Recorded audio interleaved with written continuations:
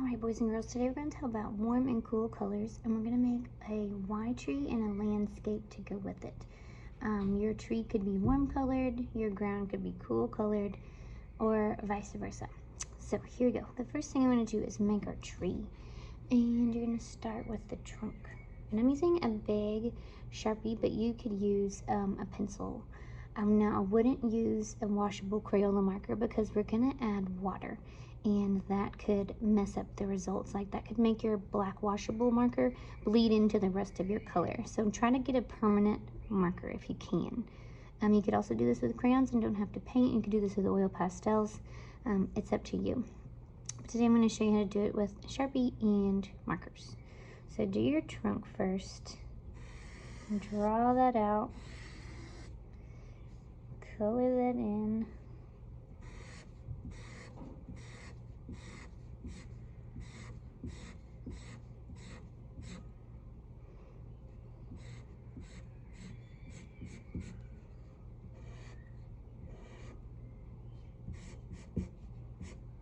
I'm going to switch to time lapse. Alright, now that we've got that color, we want to start making our tree. And when I was student teaching, I learned how to do this from a great art teacher named Daryl Grenade. So you start out with 2 branches, and that makes a Y. So you fill in those branches. And each branch you come to, you're going to separate those into a Y as well.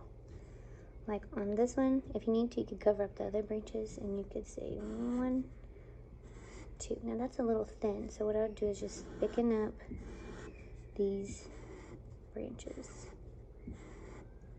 Because you don't want your branches to be super thin, yet you still have all of this paper to fill up. Again, do the same thing over here. If you need to, cover up that opposite side. 1, 2. See how thin that looks and how weird that kind of branch is sticking out? So just thicken it up.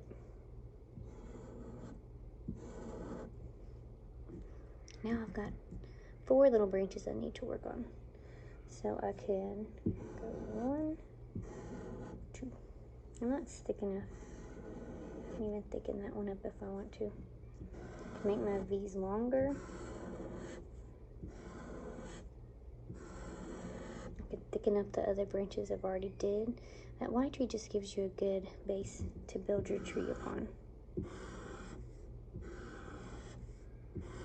And you can curve it and shape it and make it look more realistic however you want. I like this chisel tip Sharpie because it gives me more space, more ink.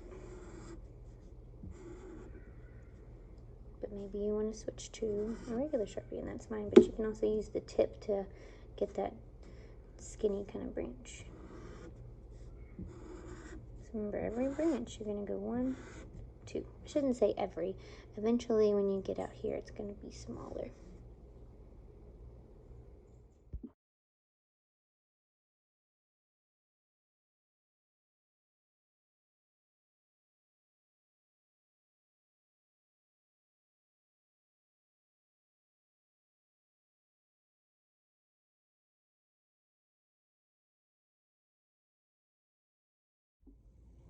Alright, guys and girls, so let's talk about warm colors and cool colors for a second, and then we'll get started on our coloring.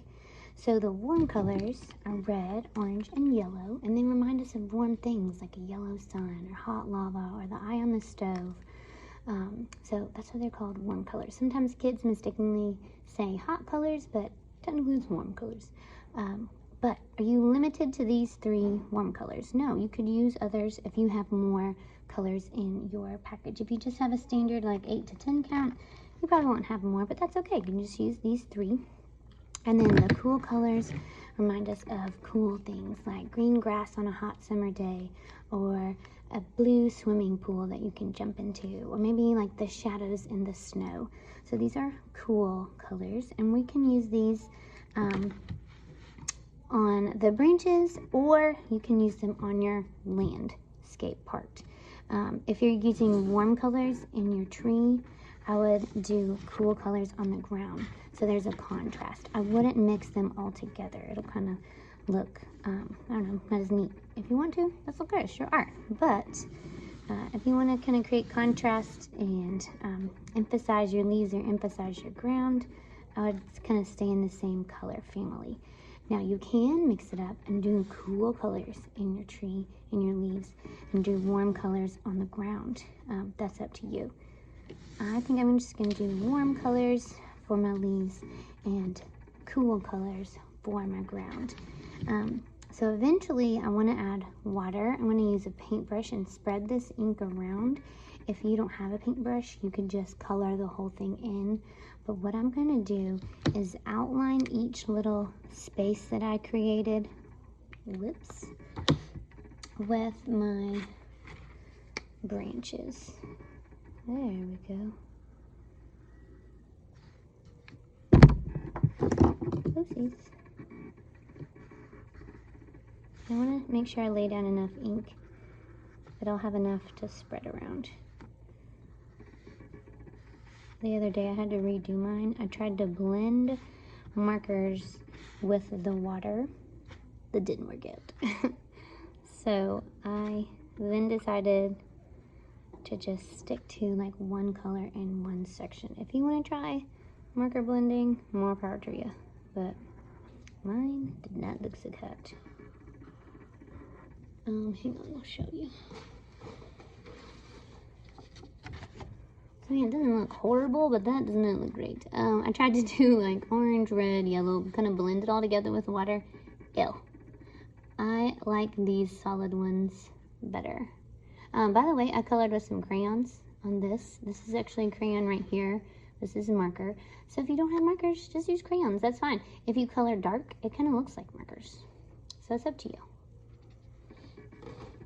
A lot of kids enjoy using markers, but if you don't have any, you don't have any. It's okay. Use some crayons. Alright, so I'm not going to bore you with tracing all of these. I'm going to do a time lapse, and then I'll show you how to paint, okay?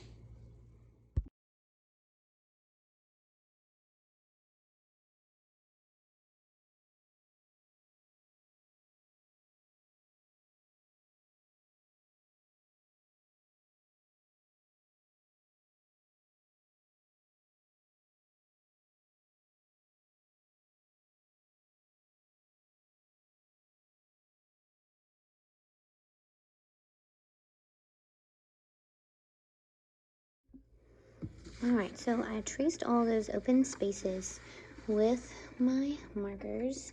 And these are washable, by the way, but I think you can do the same with non-washable. So anyways, now I'm going to take a paintbrush and just some water and spread out that ink and see if it works.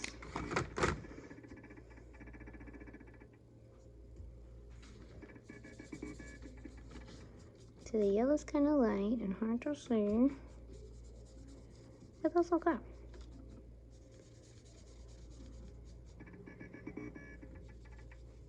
Oh, there goes the red. I'm gonna mix some of that with the yellow, and it's kind of bleeding together. That's not a huge deal. It might be when I start doing the warm and the cool colors in the sky, so you probably want to let your tree dry before you move on to the ground. And if that's not enough color for you and you want to color it all the way in, that is fine. But this will kind of give you a nice muted like watercolor effect. I know some of you might not have watercolors. So here's an easy way to achieve a watercolor kind of look. Well, a palette of watercolors.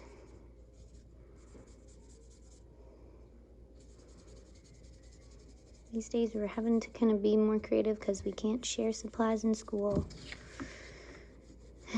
It's pretty sad, but we're making it work. We're still making neat things. We're still making fun things. Kids are having a good time, so that's all that matters, that they love and they appreciate art.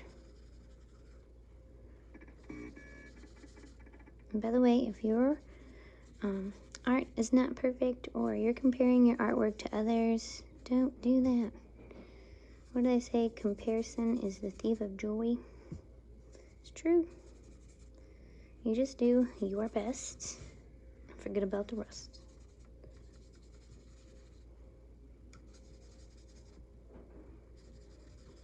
Your loved ones will like it no matter, oops, I forgot that little piece. Your loved ones will like it no matter what.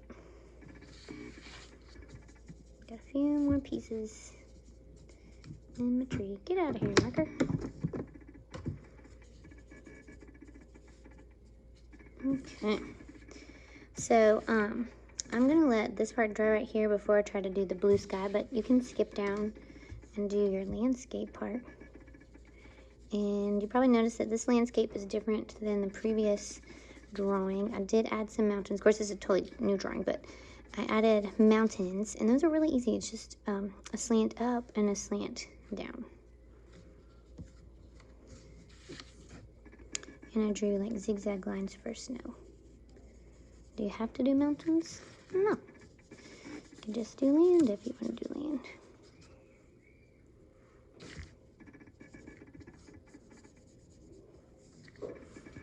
To a little river. If you're going to do a body of water, make sure that when it is far away, it's small, and then when it's closer, it's big.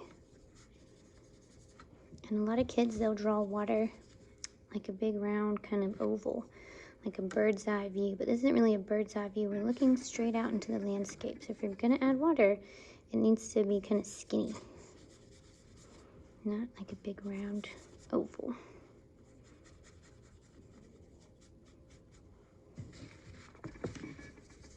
Ooh, that one spreads really good. You know what? This one is not washable. So friends, maybe non-washable spreads better than washable. Ooh, it's a good little discovery. I know parents, non-washable markers are kind of scary, but looks like they're spreading better. I'm gonna use some of this and spread it over here. I wonder why washables don't spread as well. Maybe they have less, I don't know, pigment or ink or something, I don't know. All right, so like I said, I'm going to let that drawing, I don't know, I'm getting kind of impatient. I'll just go for it. That's not spreading very well, but it's all right.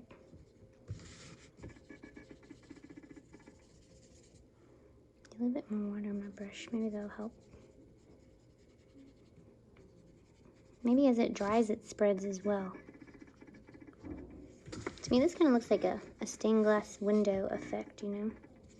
By the way, if you are going to add water to your paper, you probably want to get a good thick paper. And when I'm ordering paper, I typically order like 80-pound or 90-pound paper. That doesn't mean like how much the pack weighs. I'm not sure where they get that measurement from, but 80 to 90 pounds is nice and thick. If you're just using copy paper, you might rip a hole. This is almost the consistency of copy paper, probably 50-pound, 60-pound paper. Those are good drawing paper weights, but when you're adding water, you want to use the thicker paper. Okay, boys and girls? I hope you had fun making your warm color, cool color tree and landscape. I hope you have a great Thanksgiving, great holiday, and I look forward to showing you another video soon.